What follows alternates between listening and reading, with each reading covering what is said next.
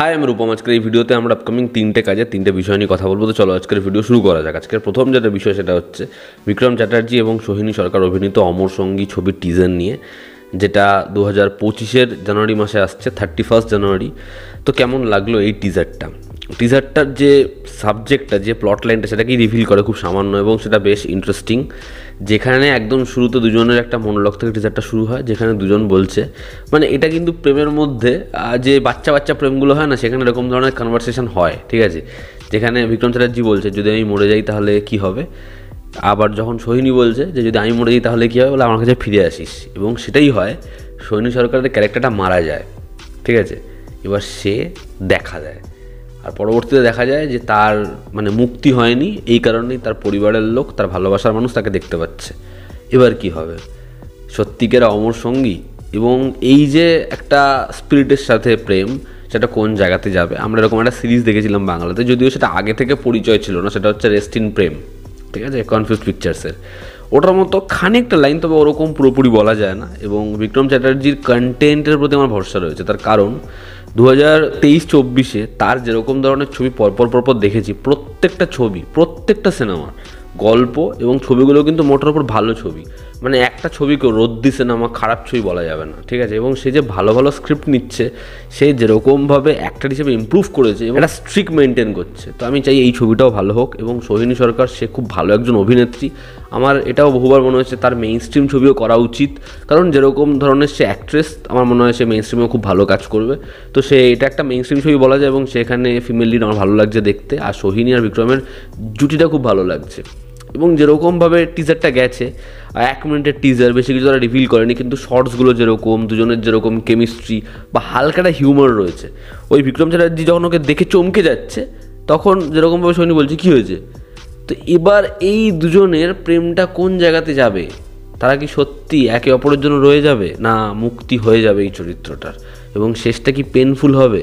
এবং যে সংলাপটা শেষে আসে, যে এবার মনে হচ্ছে একটা গা ছমছমে গল্প আমরা দেখতে পাবো। তো দেখার অমর সঙ্গীর গল্পটা হয় কেমন, ব্যাকগ্রাউন্ড স্কোরটাও বেশ ভালো, সেটা একটা ইন্ট্রিগিং ভাইবস আমাদের প্রোভাইড করতে পারে।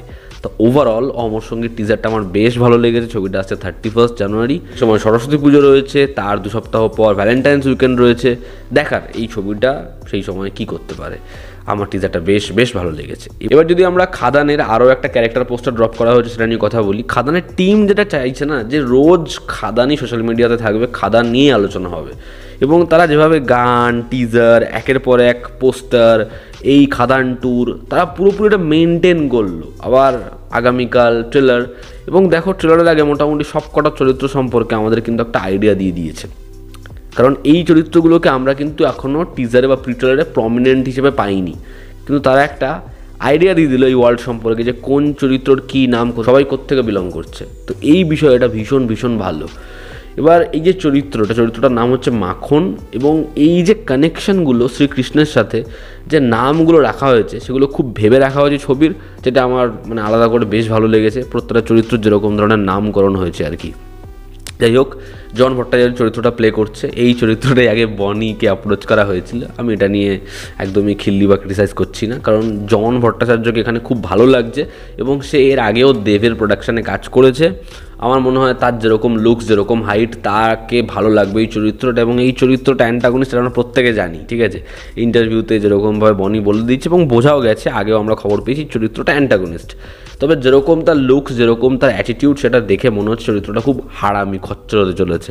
এবং যেরকম এখানে ব্যাকগ্রাউন্ড স্কোর, মোট কথা জনকে ভালো মানিয়েছে, তাকে ভালো লাগছে। দেখার তার পারফরমেন্স হয় কেমন, এই চরিত্রটাকে আমরা কীরকমভাবে পাই এই ছবিতে।